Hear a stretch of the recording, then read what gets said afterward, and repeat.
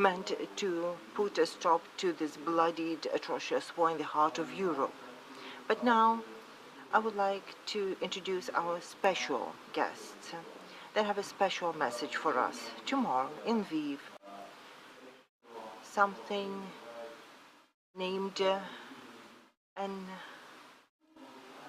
Unplayed Concert is going to happen.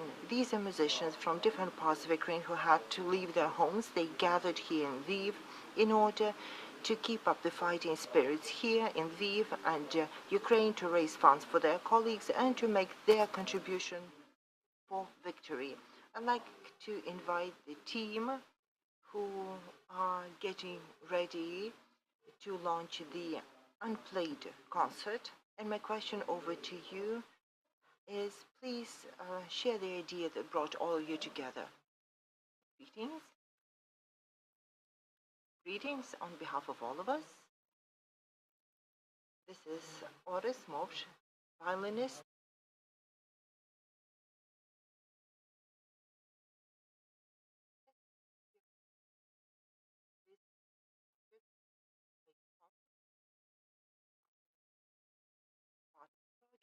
And now I will read out this speech in English about the context.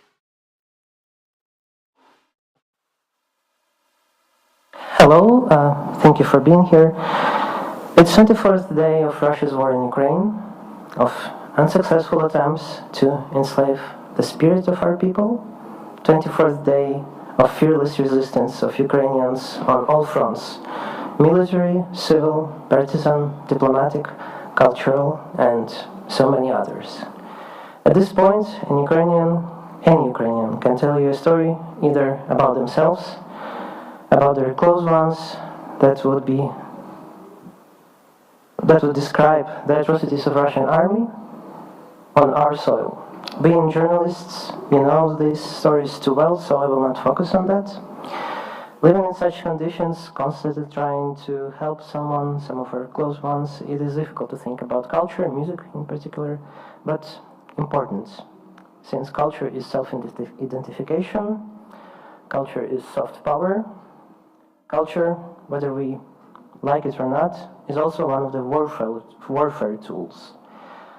Therefore, Ukrainian classical music community has started and is actively performing a variety of activities, collecting the scores of Ukrainian composers and making them available online, compiling playlists, linking musicians with each other, transferring young students to study abroad, organizing concerts, and so on and so on. Here, at Concerts Educational Platform Kyiv Contemporary Music Days, being mostly musicians ourselves, we know very well the problems that members of classical music community in Ukraine is facing during the war. The death of their loved ones, the destructions of their homes, the lack of medicine or food. Many of us have left their homes and found ourselves in a position of migrants, either within Ukraine or abroad. Also, there is a problem that someone is still searching for some place to live. For those who today are already in relative safety, the big problem is the inability to support themselves and their families by working within their profession as musicians. Many musicians have been freelancers, which makes it difficult or close to impossible for them to make a living right now in Ukraine. Therefore, Kyiv Contemporary Music Days has decided to focus not only on music itself, but also on Ukrainian musicians, on which the further development of Ukrainian and world music depends. And so we have created a foundation for support of the Ukrainian classical music community. Our foundation is 100% backed by voluntary donations. And what we do is we support elderly musicians and musicians with disabilities, musicians who are in Ukraine and employed or not employed, and musicians who were forced to leave Ukraine. And the kinds of help we provide is ensuring the basic standards of living and security, food, medicine, housing, etc., meeting the musicians' needs to keep their practice going, and providing one-time financial assistance. So we proudly joined the Unplayed Concert project, the team of the project, and at this point we are happy to be part of this. The concert will be held online tomorrow at 6 p.m. Ukrainian time. And now I think I can the stage. I will give the stage to the one who would tell about the idea of the concert itself. So, Antonii? Thank you very much. My name is Antonii Baryshevskyi. I'm a pianist from Kiev. I work in the National Philharmonic of Ukraine. And yes, this full-scale invasion of Russia, the 9th year of the war, and all this terrible bombing and attacks on our peaceful cities interrupt all our activities, all our music activities. Yesterday I've met the man, the organizer of the concerts in Chernihiv. He spent 20 days in the underground, in the shelter, and luckily he escaped from the city, and there was still one bridge yesterday, and today there are no bridges that connects Chernihiv with you. And I'll just clarify that was the only bridge which was the chance for the civilians from Chernihiv to escape the half-encircled city, Yes. destroyed by the Russians this morning. Yes, and I was very happy to see him, but yeah, it's absolutely terrible. And I had to play in Chernihiv in this month, and play in Kiev with Orest, and decided that we have to play. There was a lot of doubts in this situation. What can we do? Is the music right things to do now or not? But at the end, we decided that it could be also our cultural front, because playing this concert, we can also help other people who are struggling and needs help, other musicians, our colleagues. Thank you very much. Can anyone tell us more about the program you are going to perform? Yeah, it will be it will be a program that consists on many different things. We will play Serenade by Silvestrov for the violin solo. It will be our violinist Oleksii Semenenko. We will play Feldman Vertical Thoughts with Orest. We will play Messian pieces from quartet on the quartet for the end of the time with a Recalo cellist. We will play also Messian theme and variations with Semenenko, and Poulenc sonata with Dmitry Pashinsky, clarinetist, and I will play also some pieces for piano solo. So it will be interesting and versatile program. And it is my understanding that Messian wrote some of his works being imprisoned in a concentration camp, correct? Yeah, that's right. And yeah, I think it's very symbolic that we will play it. And I will play also a piece by Borys Lyatoshynsky, Ukrainian composer, who wrote his prelude being on the evacuation during Second World War. Very symbolic. And I would like you to introduce your colleague who is joining us to perform a piece live here. Yeah, this is famous famous violinist. Sorry. Also pianist. Actually, he can play piano very well. Yes, second prize of Queen Elizabeth competition, Oleksii Semenenko. Thank you. I'd like to play an excerpt of this as a teaser of already by Anton mentioned piece by, I think, superb Ukrainian composer Valentin Silvestrov, and this is Serenade for violin solo, which I will start with tomorrow at our online concert, which I'm really looking forward to and I'm proud of.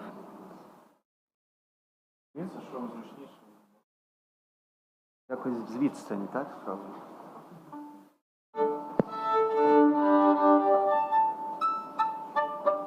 Not the whole whole piece, just an excerpt, half of it.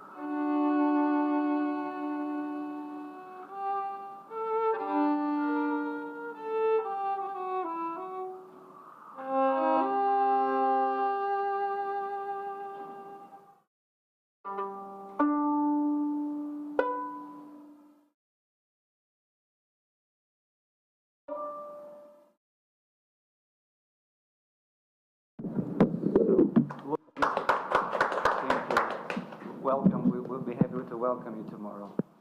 Thank you.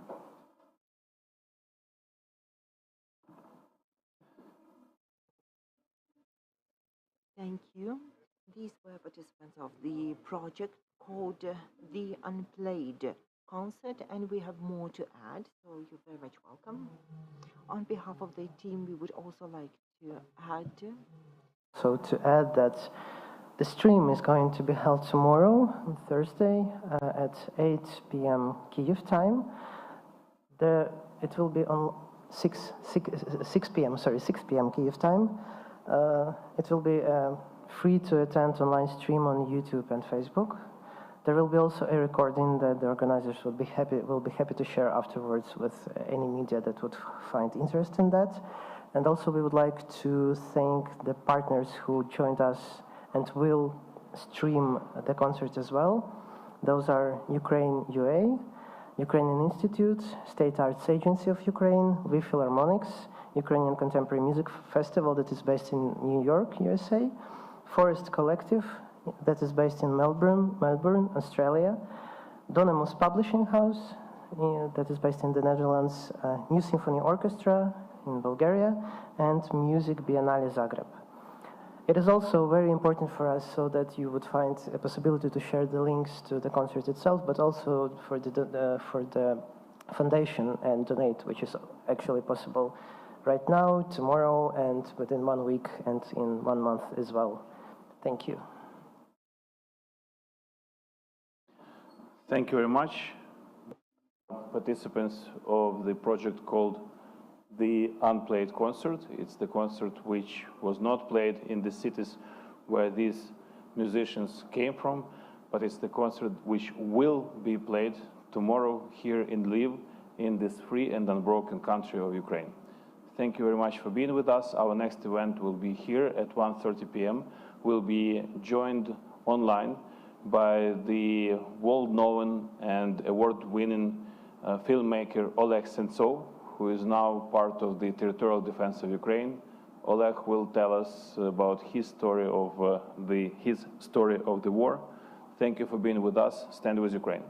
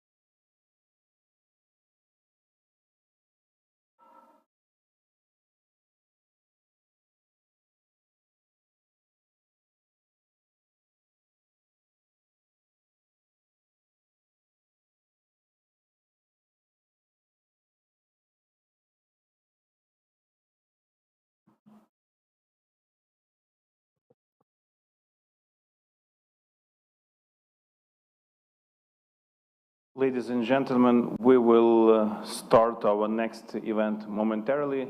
My name is Antonii Baryshevskyi, and on behalf of Media Center Ukraine, I would like to welcome all those who cover our fight for freedom here in this unbroken country of Ukraine, and all those who are watching us online all over the world. And our next guest is Oleg Sentsov. Oleg is an award-winning filmmaker who became globally known after annexation of Crimea, when he was imprisoned by the Russian authorities. Oleg spent more than 5 years in a Russian prison, and he was released after a massive international campaign. He has been successfully continuing his work as a filmmaker, and he had presented his recent movie Nosorih, or Reno, just before the Russian invasion of February the 24th. And Oleg currently serves with the territorial defense in the city of Kyiv. Without further ado, I would like to invite Oleg to say a word to our audience. Олег, добрий день. І скажіть, будь ласка, чим займаєтесь? So tell us, Oleg, what have you been doing these days? Where are you? What are you doing? What are you noticing around you? During the first 2 days, I joined the territorial defense. This was the easiest way to take up arms and stand up the arms in the ranks of the territorial defenses of Kyiv. In the first days, the threat was imminent, but now the situation has been fought back. The situation has stabilized. It's at a stalemate.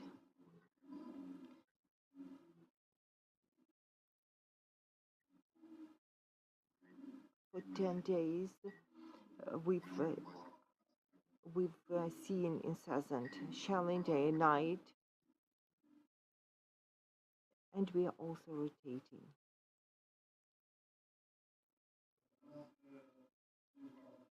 Oleg, we have a few questions from the audience addressed to you. Could you please pose your questions for Oleg Sentsov? Please use our mic.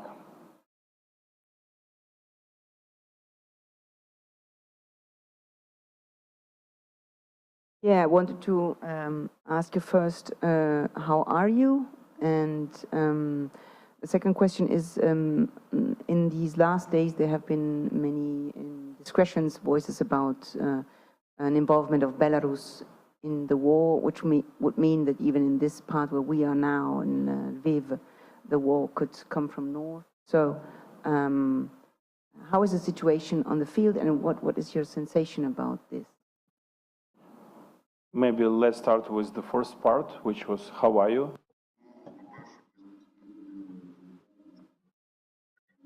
Firstly,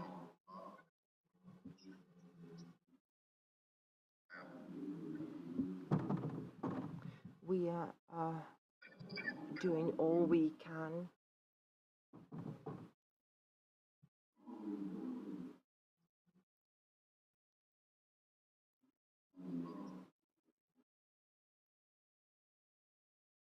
The signal is breaking off. As for the participation of Belarus in this war,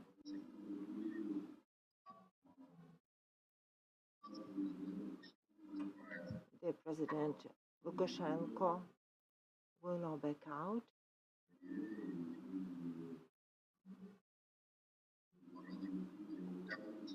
Putin is trying to push him into the war. His land is being used to launch attacks by the Russian military, but they're reluctant to commit their troops. Russian aviation is using Belarus land as a launch pad for its attacks on Ukraine.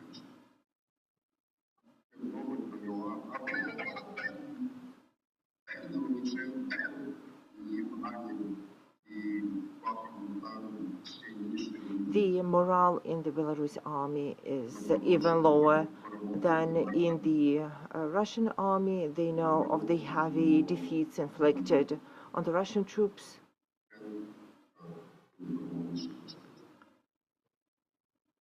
So that's why they're probably reluctant to commit. Are there further questions for Oleg?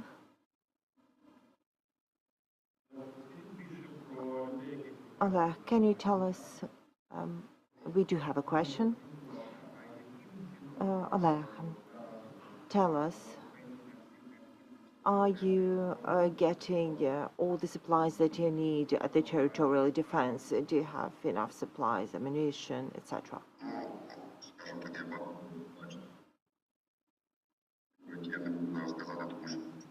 I'm not free to disclose all the details. People are truly incredible, as much as I can say. They are dedicated beyond measure. People are helping and using their connections. The volunteer support is incredible.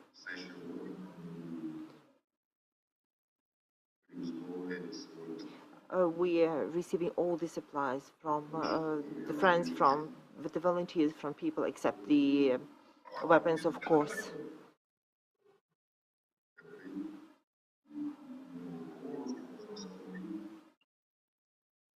Everyone is doing their part to help.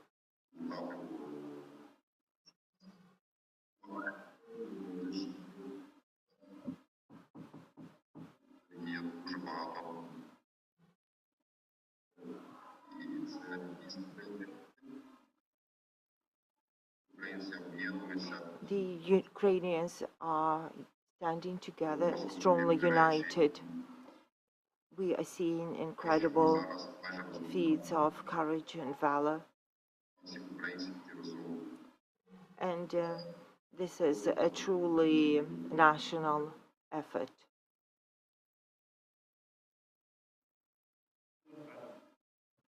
Do we have more questions?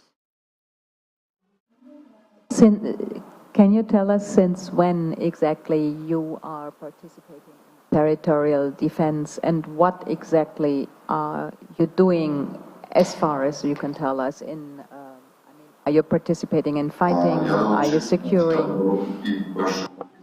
I joined territorial defense during the first days of assault of the Russian Federation, first 2 weeks.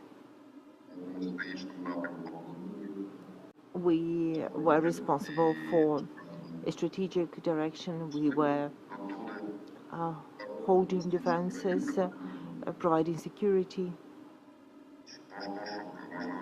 We are identifying potential saboteurs and wrecking groups.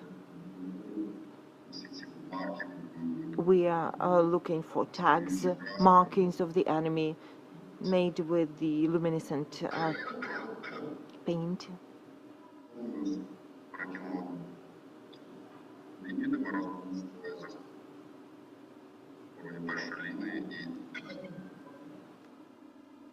Currently, we're manning the first line.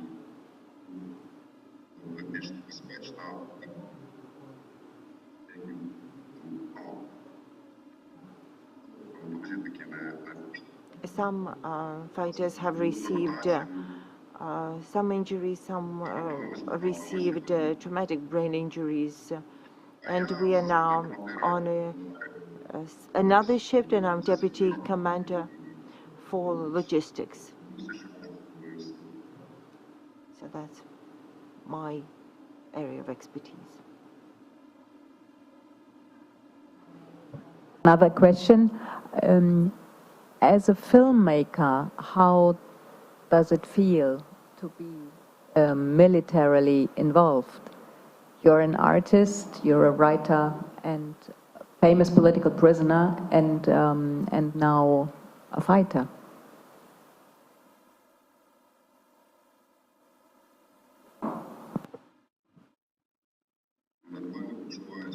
It feels perfectly natural. It's something I feel a man should do. And I feel I'm doing my duty. I don't feel it matters what was your job before the war, a filmmaker, minister, or driver. We all have to do our part to defend our homeland. Yes, I have a question about Putin, and you were speaking about the morale of the Russian soldiers. We know from, of course, military experts that Putin has was totally wrong on the capacity of resistance of the Ukrainian soldiers. But I wanted to go a bit more, if you could, into this very low morale among the Russian soldiers, the confusion, because often before the war, the Russians were described as perfect, troops, and they would conquer Ukraine in 3 days and so on. This was also the calculation of Putin. What is the situation now? And in your opinion, will Putin stop at a certain point, or where will he stop, in your opinion?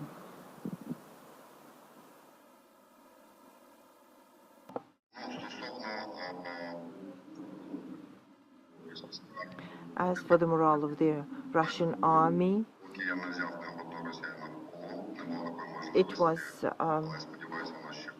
low. I haven't had the chance to take a prisoner of war. I hope that's coming, and then I will share my insights. As for the currently available information, I can tell you this was propaganda propelled by Putin for 20 years, and it backfired against him.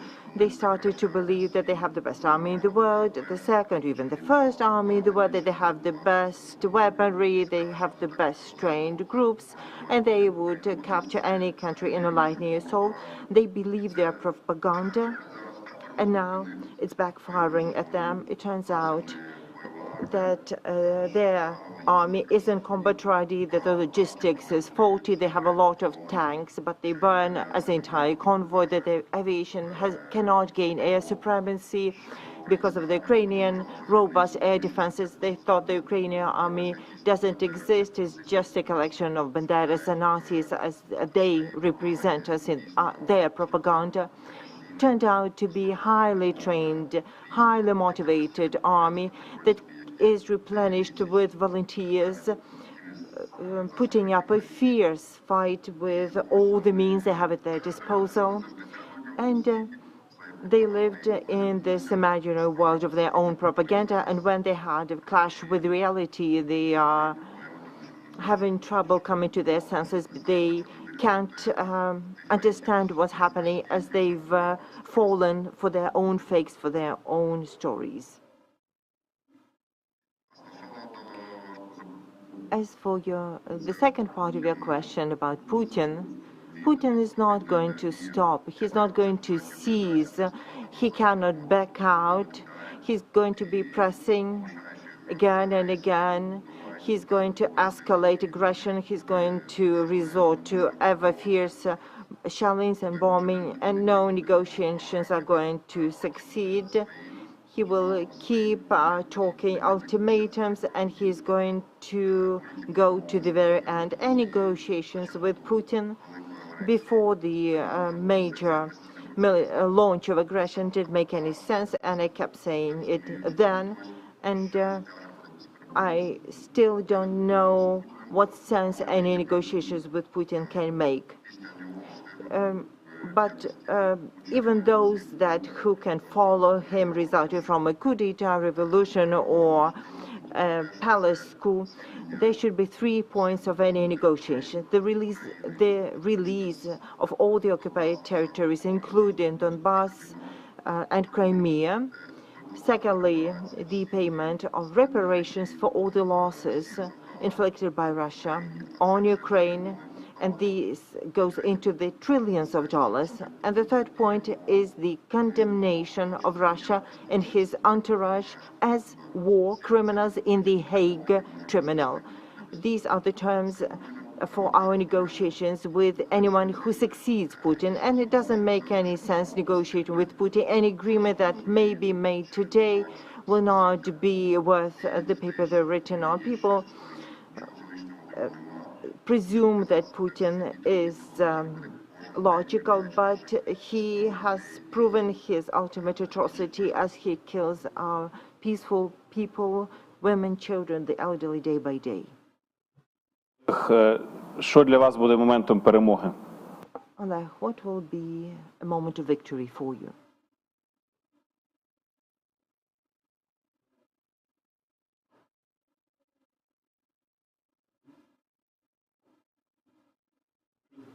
I'll repeat, Oleg, what will be a moment of victory for you?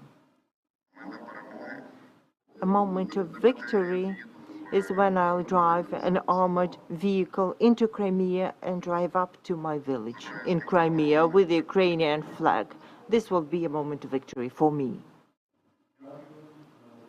Thank you. We had Oleg Sentsov, a world-renowned film director, and now a territorial defense fighter in a free and indomitable city of Kyiv. Oleg, thank you. Hold out there. Glory to Ukraine. Glory to our heroes. Our event, and our next briefing will be at 2:30 p.m. With Anton Korynevych, who is Ukraine's agent and at the International Court of Justice, and who is the special presidential envoy to Crimea. Thank you. Stand with Ukraine.